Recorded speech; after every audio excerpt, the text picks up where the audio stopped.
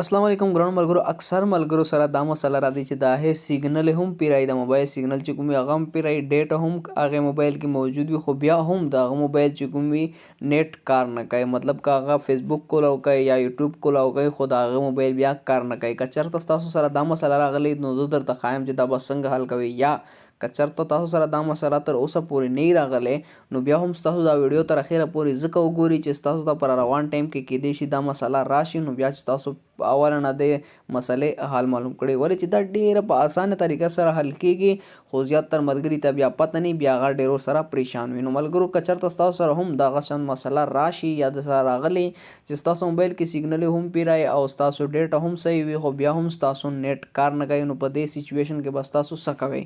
نو ستاسو به ټولو نه مخکې لاړ شئ سیټینګ ته به لاړ شئ او دلته به راشئ سیټینګ ته زه رالم او دلته به ستاسو ډیټا اینډ ټایم دا چې تاسو ته ښکاري دا به اوپن کړئ.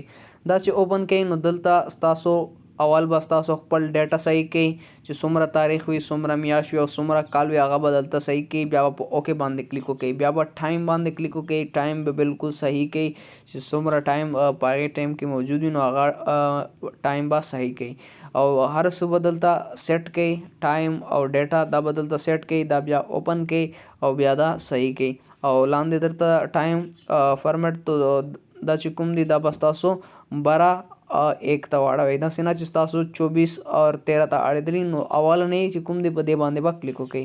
نو دې ځای نه دا خو یو مسله دې سره به ستاسو مسله حل شي، خو که حل نه شوه بیا ستاسو داسې کار وکړئ چې راکوز شئ داسې او دا ایروپلین موډ چې کوم ښکاري تاسو ته دې باندې به کلیک وکړئ نو دا به آف کړئ. نو تقریبا 30 سیکنډ پورې به دا دغه شانتې ایروپلین موډ په خپل موبایل کې ولګوئ. باره چې تاسو ته ښکاري زما بیټرۍ څنګه ایروپلین موډ آن شوی دی نو دغه چې تاسو په ولګئ 30 سیکنډ نه پس بیا دا تاسو ترې لرې کړئ او بیا انشاءالله ډیټا آن کوئ نو ستاسو ډیټا به کار سټارټ کړئ.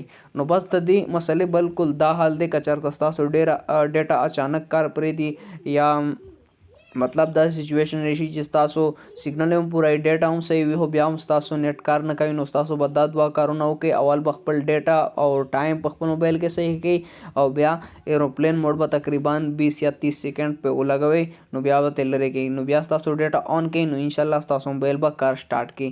د دې مسلې دا حال دی. ملګرو که ویډیو هم خوښه شوې نو لایک کړئ، کمنټ در سره وکړئ چې دا مسلې تاسو ته پته وه او که نه وه او خپلو یارانو دوستانو سره یې لازمي شیر کړئ چې هغې ته هم دا پته ولګي.